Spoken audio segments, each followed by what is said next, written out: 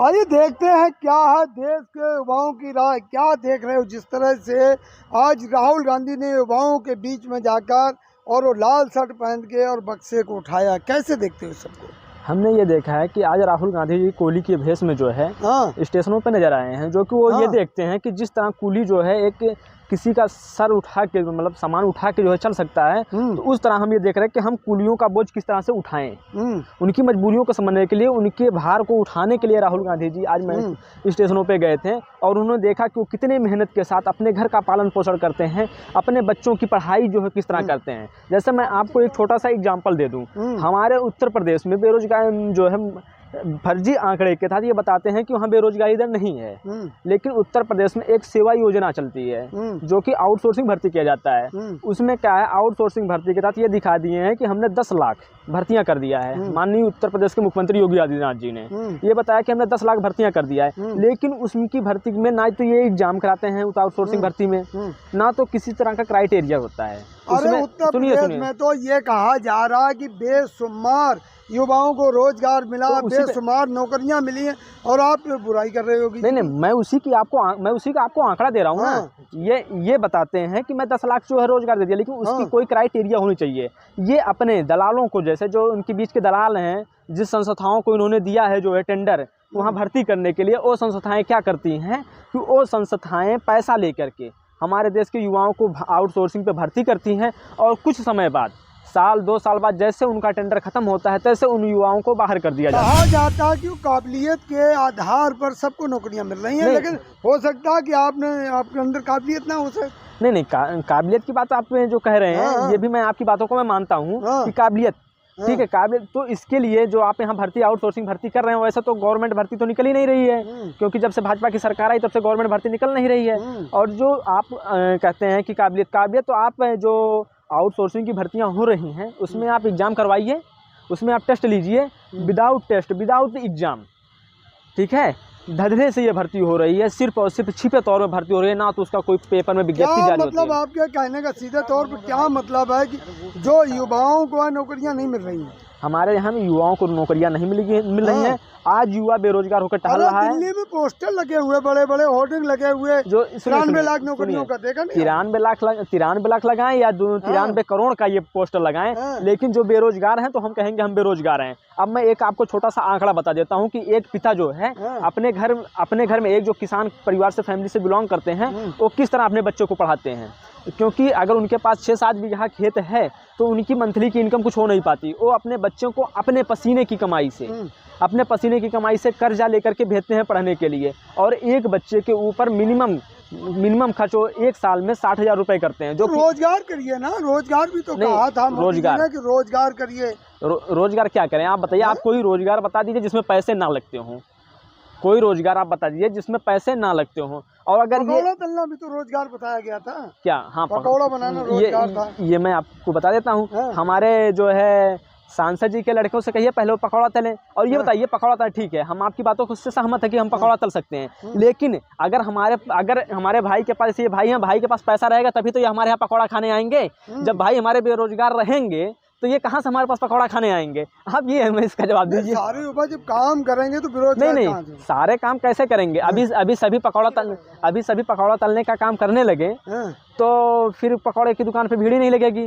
नहीं तो राशन तो मिल ही रहा है ना 5 किलो। अच्छा, तो आप एक मिनट, मैं आपकी बातों से सहमत तो आप ठुकरा नहीं सकते। नहीं, मैं सहमत हूँ। 5 किलो राशन, ठीक है, 5 किलो राशन से मैं आपकी बातों से सहमत हूँ। मैं 5 किलो राशन जो ये दे रहे हैं, ये अपनी जेब से नहीं दे रहे हैं। मैं राशन लेता भी नहीं हूँ, लेकिन ये जो 5 किलो राशन दे रहे हैं, ये सरसों का तेल की क्या प्राइस थी जो है 2014 में?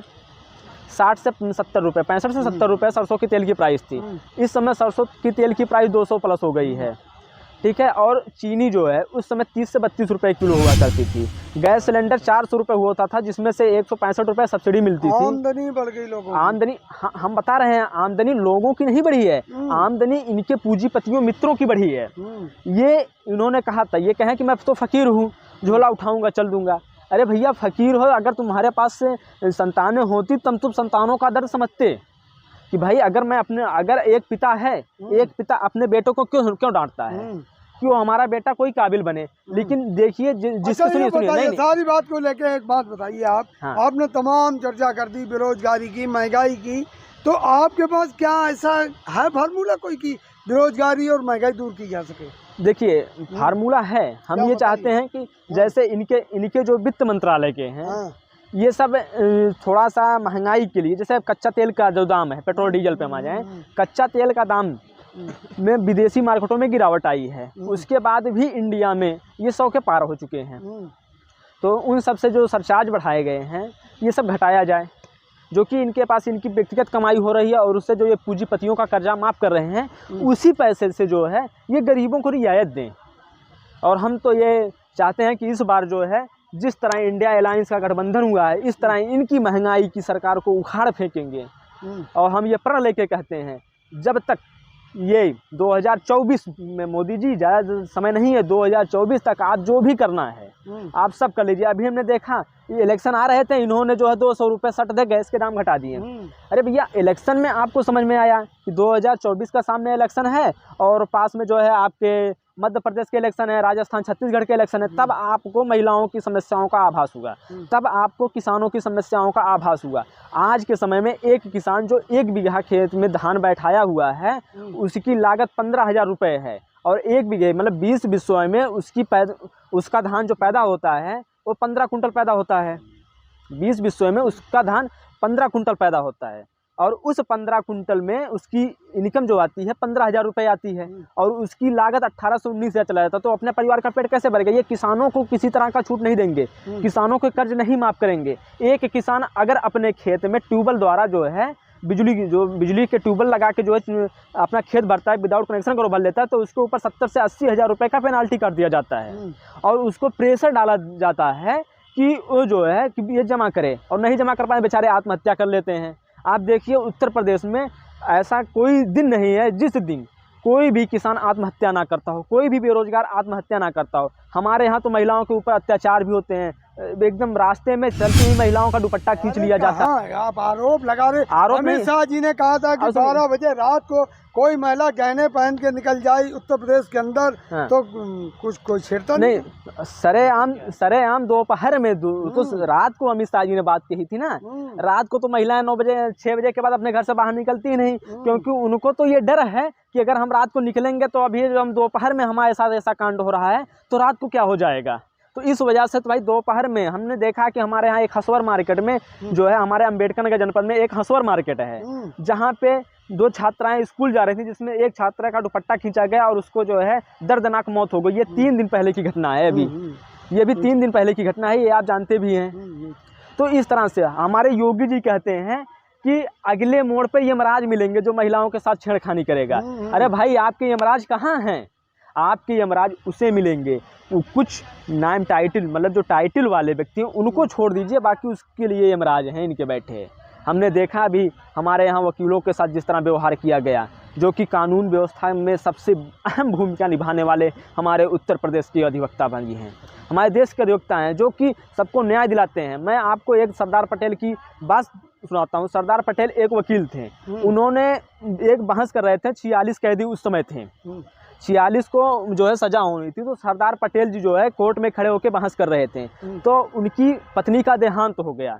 उनका मुंशी आके उनको पर्ची पे लिख के दिया, अपनी पर्ची पे लिख के दिया कि सर आपकी पत्नी का देहांत हो गया। उसने पर्ची जेब में रखी। जेब में रखने के बाद जब मामला बहस पूरी हुई, तब जज साहब ने पूछा, अंग्रेज जज साहब, उन्होंने पूछा, कहा कि पटेल जी आप ये बताइए, आपने वो पर्ची पे क्या मिला कि आपने इस तरह बहस किया? तो उन्होंने कहा साहब हमारी पत्नी का देहांत हो गया।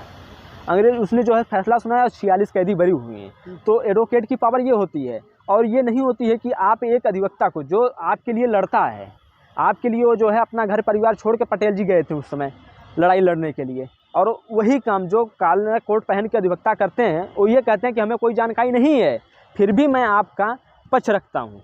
तो इस वक्त देख रहे हैं उत्तर प्रदेश में किस तरह महिलाओं के ऊपर इनकी पुलिस इतनी क्रूर हो गई है कि महिलाओं के ऊपर, महिला अधिवक्ताओं के ऊपर जिस तरह लाठियाँ बरसा रही हैं। कहाँ कानून व्यवस्था है? सब उत्तर भ्रष्ट है, एकदम पूरा भ्रष्ट हो चुका है। हम इस बार अधिवक्ताओं के साथ मिलके, युवाओं के साथ मिलके, किसानों के साथ मिलके इंडिया गठबंधन की सरकार बनाएंगे। और प्रधानमंत्री जी, मैं आपको इस मीडिया के माध्यम से ये चेतावनी देना चाहता हूँ कि अगर अब भी आप नहीं सुधरे तो 2024 में बदलाव निश्चित है।